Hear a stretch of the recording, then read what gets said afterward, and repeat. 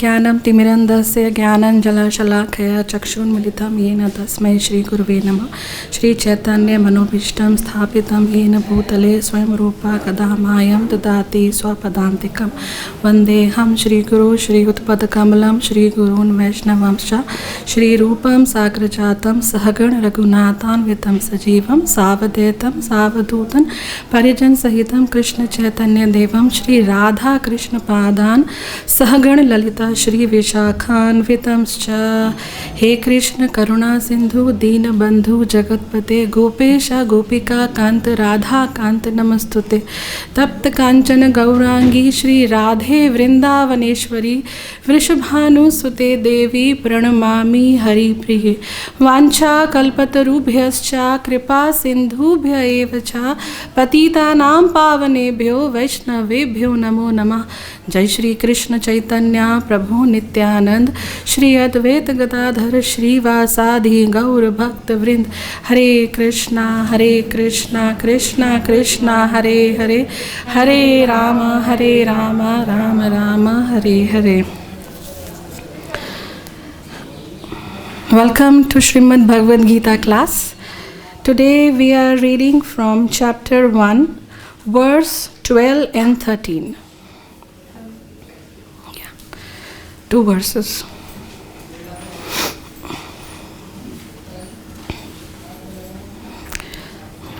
So repeat after me. Tasya sañjanayan harṣaṁ kuru-vṛddhaḥ pitāmahaḥ siṁha-nādaṁ vinadyoccaiḥ śaṅkham dadhmau pratāpa-vān tasya sañjanayan harṣam kuru-vṛddhaḥ pitāmahaḥ siṁha-nādaṁ vinadyoccaiḥ śaṅkham dadhmau pratāpa-vān tasya sañjanayan harṣam kuru-vṛddhaḥ pitāmahaḥ siṁha-nādaṁ vinadyoccaiḥ śaṅkham dadhmau pratāpa-vān. Word-to-word translation. Tasya, his. Sañjanayan, increasing. Harṣam, cheerfulness. Kuru-vṛddhaḥ, the grandsire of the Kuru dynasty Bhīṣma. Pitāmahaḥ, the grandfather. Siṁha-nādaṁ, roaring sound like that of a lion. Vinadya, vibrating. Uccaiḥ, very loudly. śaṅkham, conchshell. Dadhmau, blue.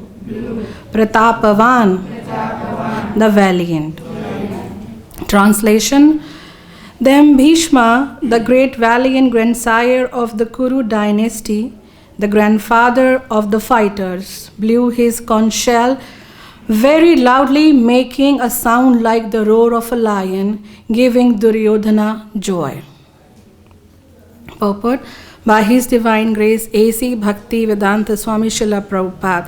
Srila Prabhupada ki jai. The grandsire of the Kuru dynasty could understand the inner meaning of the heart of his grandson Duryodhana, and out of his natural compassion for him, he tried to cheer him by blowing his conchshell very loudly, befitting his position as a lion. Indirectly, by the symbolism of the conchshell, he informed his depressed grandson Duryodhana that he had no chance of victory in the battle because the Supreme Lord Kṛṣṇa was on the other side. But still, it was his duty to conduct the fight, and no pains would be spared in that connection. I'll read out the 13th shloka itself, then we'll continue with the explanation together. Repeat after me.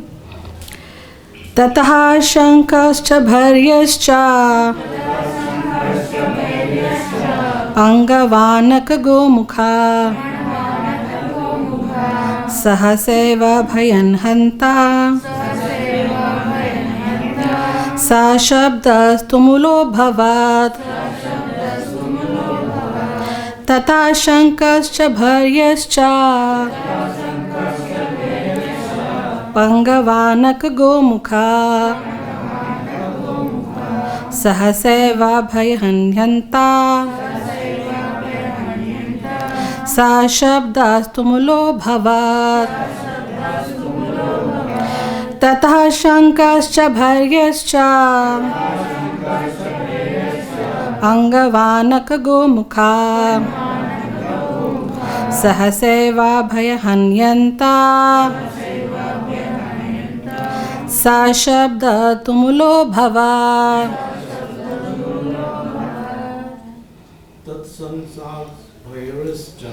Tat shaṅkhascha bharyascha pangavanaka gomukha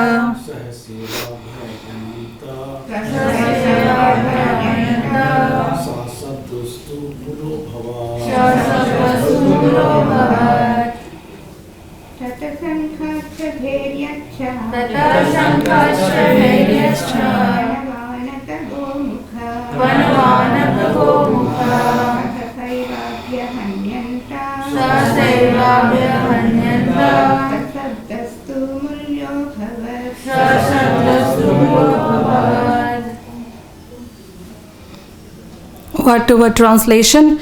Tataha, thereafter. Śaṅkhaṁ, conch shells. Cha, also. Bharyaha, large drums. Ka, and. Pannava anka, small drums. And kettle drums. Gomukhaha, horns. Sahasa, all of a sudden. Iva, certainly. Abhyahanyanta, were simultaneously sounded. Saha, that. Shabdaha, combined sound. Tumulaha, tumultuous. Abhavat, became. Translation. After that, the conch shells, drums, bugle, trumpet, horns were all suddenly sounded, and the combined sound was tumultuous.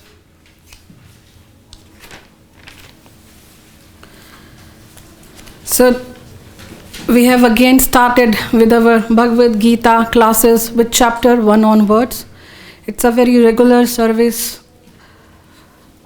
for devotees by the temple to understand, relish, and can take up something in our life. Bhagavad Gita chapter 1, observing the armies, is also known as Vishad Yoga or Arjun Vishad. Like we have just started with our shlokas, we are on 12th and 13th. So here till now we have just read few of the shlokas in which they are mentioning the army of this side and that side. And Duryodhana is also in a position where he is losing the level of confidence what he was carrying before the battle was on a due date. Now on the battlefield, when he is seeing everywhere the army of the Kauravas and the army of the Pandavas, even though Krishna is standing with Pandavas, the army in size is bigger with Kauravas, Duryodhana. Still, he is having doubt on his victory, because he also knows that he is on the wrong side. This Vishad Yoga or Arjun Vishad also tells us that when we will proceed further in chapter 1 itself, at the last of the shlokas, Arjun will tell that I am not able to carry my Gandiva and I am losing all hope. Like we keep on losing our hope now and then. That Vishad is not only of Arjuna but of all of us. Every shloka, whenever I read, I really get related in one way or the other directly toward my own self, my own experience, or by seeing others. That is the magnanimity of Srimad Bhagavad Gita, that it fits with everyone, with practically, philosophically, spiritually, all the ways. So this Vishad is a pain, problem, sort of depression we all go through. Even then, we are talking about today's world and that time world. Depression was still there, but now it has become more common. Family used to have dispute at that time also, but now it has become more common. Things were there at that time, but rarely seen, rarely experienced. But now it is here in front of us, on side of us, next house, this house, every house. So the need to understand Bhagavad Gita has become more and more, because all the problems are having one or the other solution that is being mentioned in Srimad Bhagavad Gita, but we are not up to that level elevated that we perceive it. Srila Prabhupada has given us a great mercy and elaborated in such a simple manner, like a person like me who is not that having intelligence level can try to understand at least. I may not be able to explain it beautifully. I may not be able to realize it properly, but at least I am trying. And that is all by the great mercy of Srila Prabhupada. Bhagavad Gita, earlier it used to be like something very, very difficult. When you go back to your ancestors, they used to recite it. They used to have it in their houses. Every Indian, whether they are on the north side of India or south side of India, everybody used to have Srimad Bhagavad Gita in their house. They used to recite regular Sanskrit shlokas or in their native language. But very less people even of that time was able to understand it. But Srila Prabhupada has opened, the gates to the whole world to understand Srimad Bhagavad Gita through all these regular classes, through Bhakti Vrikshas. Devotees in ISKCON are conducting different programs, house programs, Bhagavad Gita classes. So let us understand that Vishad, the problem, the pain, the depression was still there, still here. Even in Kali Yuga, we are advancing in form of technology. In every sense, we are very much advanced. If we count back 50, 60, 100 years back or 200 years back, we are very much advanced in science and technology. But still, the increasing problem of the world is their mind, their attitude toward life. Nobody is happy even though they're having their own small empire. As in like your own house, you have all the facilities, you have so many servants, car, cooks, everything you have. That is your own empire. But problems do persist there also. Problems are there. So, in Bhagavad Gita, Arjuna is having his problem. Why? Why he is having any problem? Because of his mind. His mind is playing all these games and emotions. he is very much emotional towards seeing all his family members standing against him. We always say Kauravas and the Pandavas. Actually, the Pandavas also in the Kuru dynasty. Both the parties are Kurus. But to cut them psychologically from the time of their birth, they started addressing them Pandavas, the son of Pandu. And these Kauravas were not called Dhritarashtra or something, they were like Kurus. They are the dynasty and they are those who are going to continue the dynasty of Kuru. So these were the psychological game played at the very beginning of these two Vanshas. Even though they are one, but they got separated in the very initial days. The pain of Arjuna is different. The pain of Duryodhana is different. Arjun is seeing his immediate family members, we will read in coming shlokas, are standing against him. Very difficult. That is the most difficult situation we all face. If somebody we are very close to, somebody we call our life, somebody we call our family, when they stand against us, very difficult. Very difficult. The emotions, the chemicals in your body, the gushes, and you don't know what to do. And you slip into depression, all of us. We can fight against the world. Very difficult to fight against your loved ones, your family, your own self. Don't say it like fight only among family. The fight among you and yourself is also a big thing.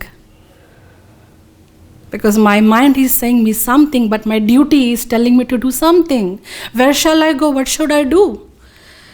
Take refuge to Srimad Bhagavad Gita. Bhagavad Gita will tell you what to do.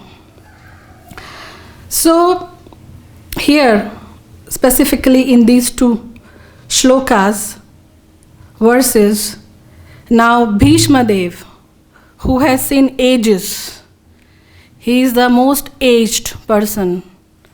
And he's watching everything, but he got tied down by his vows to protect the Kuru dynasty, the Simhasana of Kuru dynasty. And he is doing his fight. He knows he is doing wrong thing. He is taking part in a war where he gonna be defeated. He gonna lose because he is fighting against Krishna.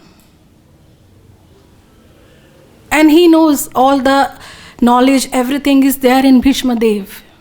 He is not somebody who is very small or very new to. He knows everything. Who is Krishna? What is this Gyan, that Gyan, Tattva Gyan? Everything he knows. Bhakti Yoga, everything. But out of his duty or out of too much compassion, even though he was having a lot of love for Arjuna and the Pandavas, but out of duty, he was forced to stand with the Kauravas against Pandavas. So Krishna has taken side of those who were right. It's not about the Pandavas or the Kauravas. It's about righteousness. Krishna has always taken side of those who are standing on the right side, on the right cause, on the right path. Even Krishna was having all that same affection for Kauravas. Krishna never does something called partiality. He is sambhava. He is sambhava to each and everyone. To the thief and to the one who is just trying to save his gold and all. So Krishna is sambhava to both of them. So Bhīṣma Dev knows the situation of Duryodhana because prior to this shloka he has mentioned to his teacher and he has said O my teacher, behold the great army of the sons of Pandu, so expertly arranged by your intelligent disciple of son of Drupada. He is not just mentioning it normally, rather he is showing it like you have gone wrong by training the enemy. But as a guru, he accepted. The duty of a guru is to accept whosoever comes for taking knowledge. He has accepted, but now he is pointing out. Then he is also saying all, warriors standing, the son of Subhadra, the son of Subhadra and Arjun. Yes, Arjun. So all are standing, and then he is getting a sort of, he is losing confidence. So Bhīṣma Dev is now going to take his conch shell, and it's going to be so much of sound that it will declare, now we are not going to stop, we are going to take this battle further. Because still mentally he is thinking he will not fight properly. Who? Grandsire Bhīṣma, because he was having compassion for Arjuna and other Pandavas. So Duryodhana is still thinking that Bhīṣma Dev will back off. He will not continue this battle or war. And he will say, okay, now you all continue. I am as a grandsire will not take part in. But after picking up his conch, śaṅkhaṁ, he is just roaring it like a lion. Lion shows the authority, the power. The king. That is the significance of a lion, and he is roaring like that. And once he started, others also started making sounds of the kettle, drum, smaller, bigger, and it was like a sound everywhere. Why we use conch? For anything which we want to give it a auspicious start, we blow the conch shell. Conch shell is having a lot of significance in different cultures. It's not just Sanatan Dharma, in other dharmas also, because everything came after Sanatan Dharma. They do follow rituals having conch, the shaṅkh. So he has given a beginning, and Srila Prabhupada has mentioned here in his purport that he knows that Duryodhana is depressed. Let me give him some hope. Even though he's gonna lose, there is no doubt. Duryodhana, Kauravas are going to lose, there is no doubt that Srila Prabhupada has already mentioned. He has already mentioned what will be the result. We know, even Bhīṣma know. That time he was fighting, but he know that Duryodhana and his party is going to lose because Kṛṣṇa is standing. Kṛṣṇa is Lakshmi Pati, the one who has created the cosmic manifestation, who is the master of each and everything, what we can see, perceive, even beyond our perception. That is Kṛṣṇa. We can't even elaborate the qualities of Kṛṣṇa, the power Kṛṣṇa has. He is full in Shad Aishwarya, 6 opulences. He is full, complete. So whenever Kṛṣṇa comes with his paraphernalia, with his people, with his followers, with his Sangi Sathi. So it's been mentioned like Saha Parshad Saha Dham Avatari. So when Kṛṣṇa comes, he comes with his people. His Anshavatar and all. When we talk about here, the conch shell is very important. It's mentioned here. Significance of conch shell is there in our Shastras. Scientifically also it is proven that when you blow conch shell, the surrounding get purified. The surroundings get positive vibes. Even the unseen, unperceivable microbes, organism loses their potency or they get killed. That is why when we enter into the temple, where all the ritualistic ceremonies are maintained properly, we feel positive vibes. Conchshell is one of the part of daily rituals, even in our temples also. Even the abhishekam, everything is done through conchshell. So Krishna is also having his own personal conchshell. Name? Panchajanya Rishikesha, Devadatta Dhananjaya. So we will read, Panchajanyam Rishikesha Devadatta Dhananjaya Pondram dadhmau śaṅkhaṁ Bhīṣma karma vrakodhara. So they had their own personal, conch shells, very powerful. Krishna's Panchajanya used to be so powerful that when he used to blow it out, even the pregnant ladies of demoniac families used to get their abortion. Child used to get aborted within the womb of the mother. Miscarriage. The sound used to be so sharp and negative, because negative things can't hold something positive. So the power of conch shell, and when it is Krishna's, super powerful. So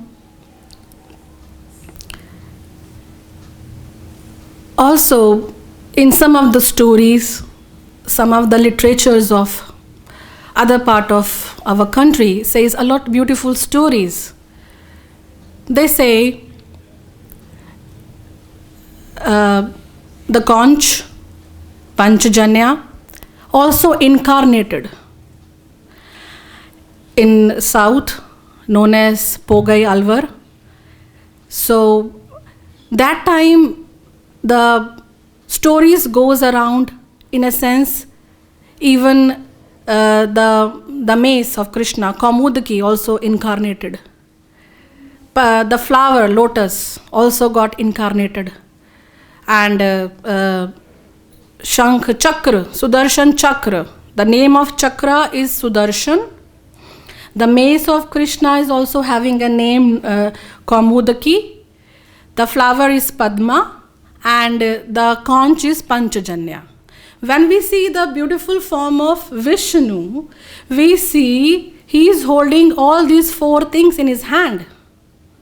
Shankha, Chakra, Gada, Padma. And the stories goes like they all have incarnated to serve the Lord personally. Even the Kaustubh. So there are total 12 alvars in South India. Like we have our Shat Goswamis, Shri Rupa Sanatana Bhatt Raghunath, Shri Jeev Gopal Bhatt Das Raghunath, Echai Gosai, Kari Charana Vandan. We have bhajan also, Vaishnav songs.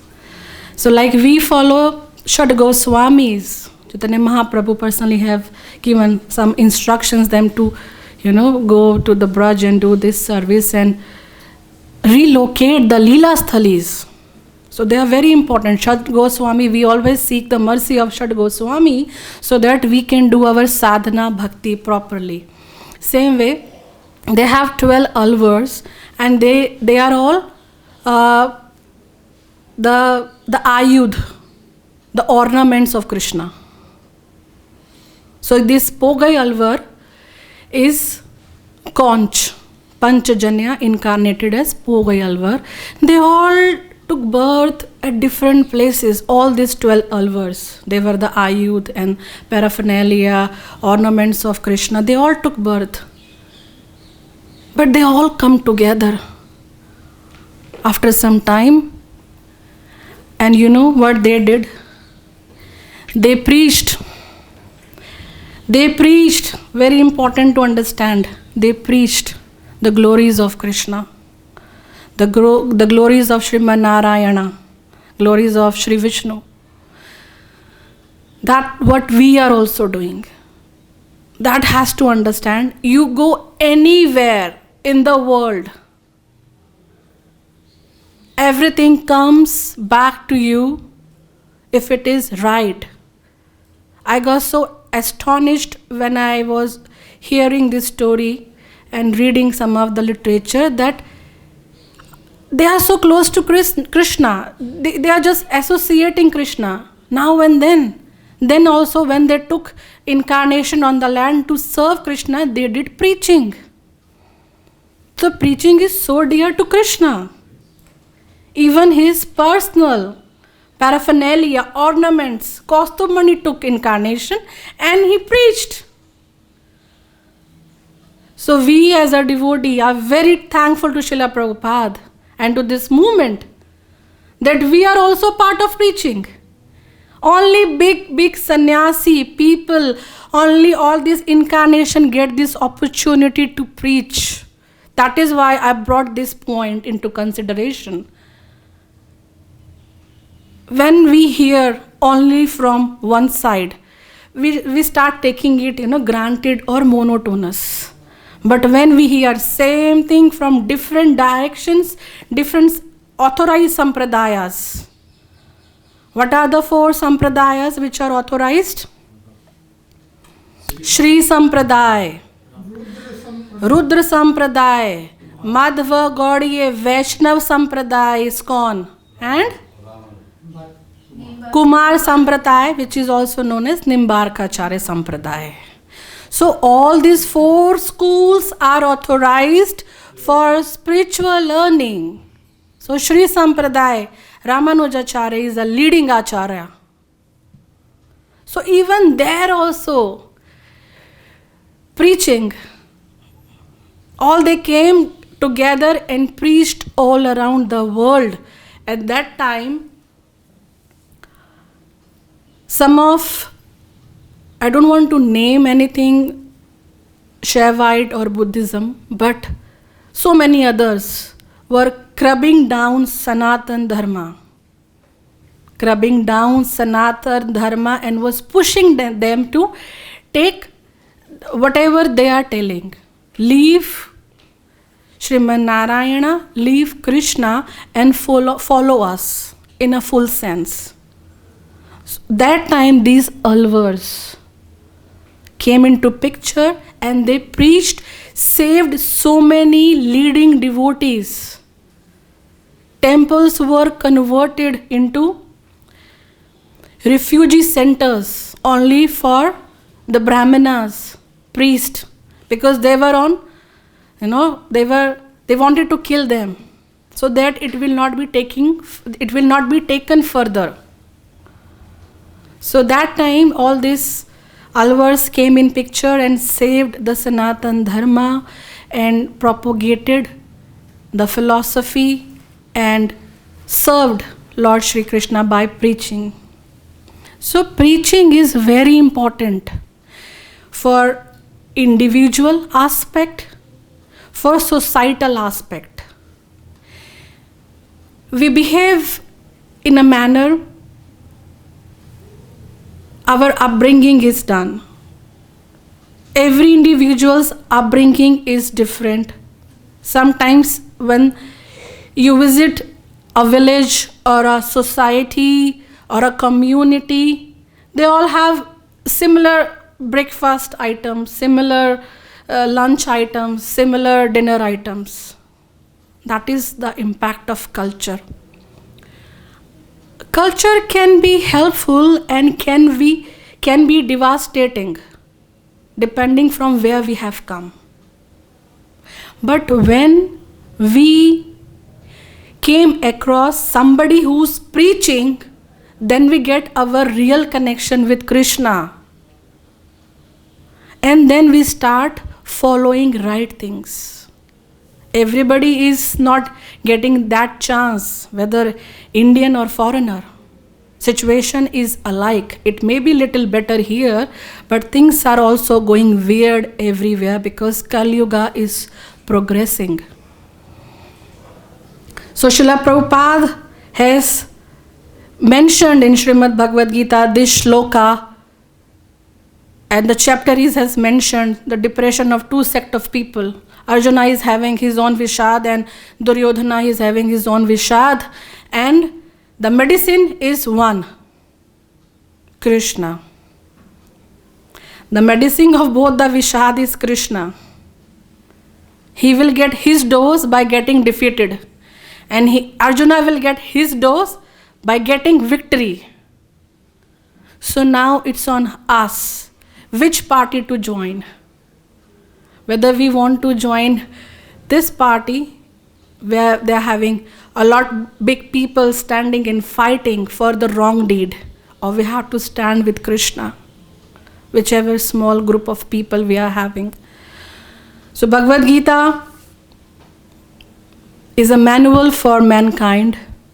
Very often we use this word, but let us self-reflect. Are we really doing it, following it? I stop here. I wait for the questions or the comment. Hare Krishna. Jai Srila Prabhupada.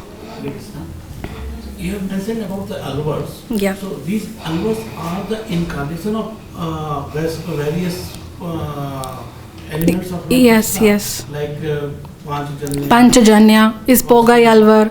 Then they have Sudarshan Chakra as Tirumali Sai Alvar. They have a beautiful stories in their literature. Ornaments. Yes, some ornaments and some ayudh. Ayudh means the weapons. Some like Kaustumani is a Shringar. Yes, direct incarnation, alvars. In physical form. Physical forms. Yes, yes. Yes, yes. Physical, personal, formed. In which era these alvars were used to be? Which era? Before Mahabharata or after Mahabharata? After Mahabharata. What I understand, as per my understanding, after Mahabharata, but like 1000 years Ramanujacharya left his body.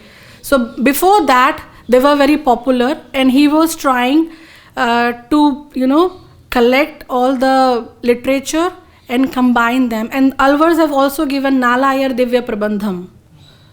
So Tamil people follow that, and we have our Shat Goswamis, those who are showing us the path of bhakti, they have their alvars.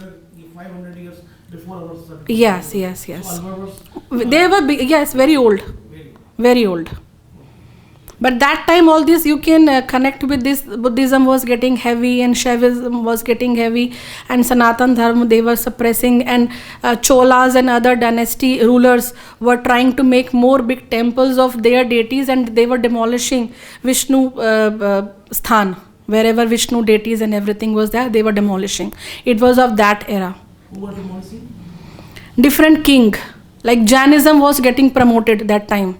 So the king took Jainism as his own religion, and he said, I want everybody to take up this religion as a Jainism. It's just an example. So many religions were popping up that duration, that era. So they were forcing their subjects to follow what they are following as a king. Excuse me, the Jainism were around the time of Mahavir. Yes, yes. So Mahavir were against them? Nobody was against. It was like people were creating their own fanatic things. Nobody was against.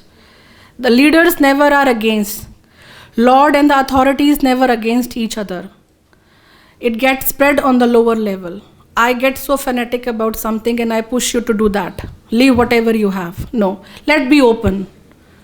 I tell you my philosophy. I tell you my things. If it's good, take it. Otherwise, continue with what you're doing. We are open. Like ISKCON, we are very much open. We love, respect everybody. We never force them, but they were physically harming and forcing.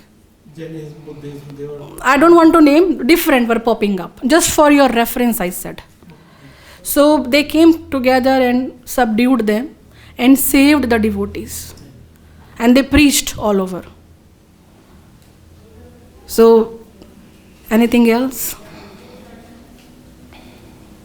Can I ask one more? Yes, please. A little bit controversial point.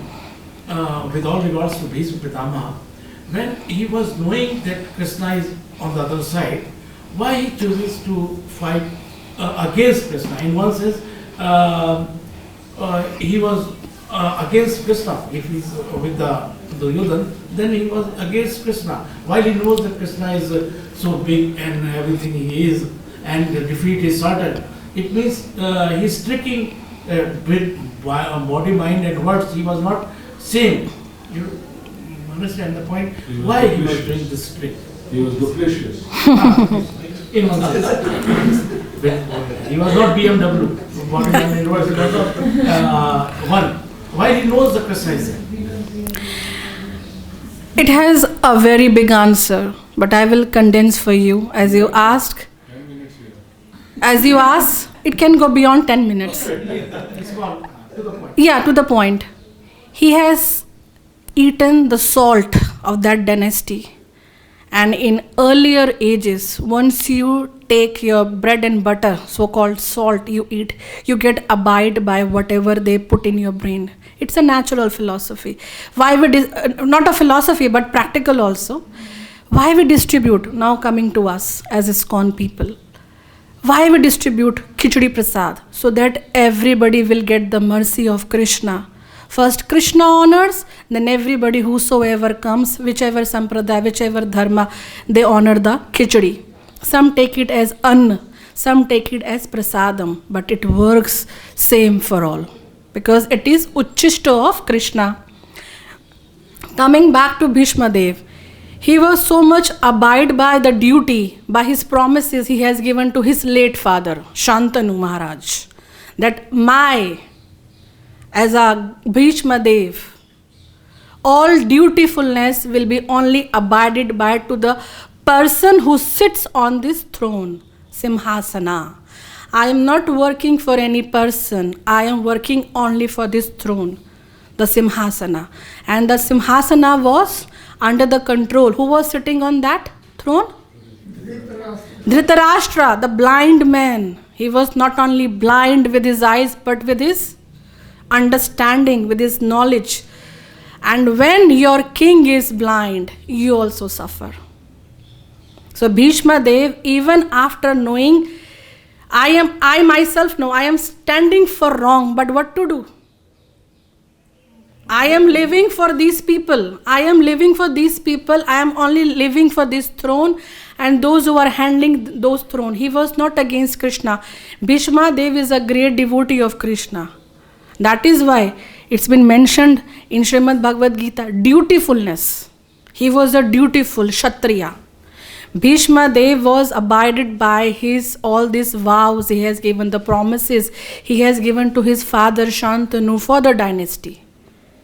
And also he has eaten the anna, the salt of Duryodhana party, Dhritarashtra party. So whichever kind of, that is why it also comes when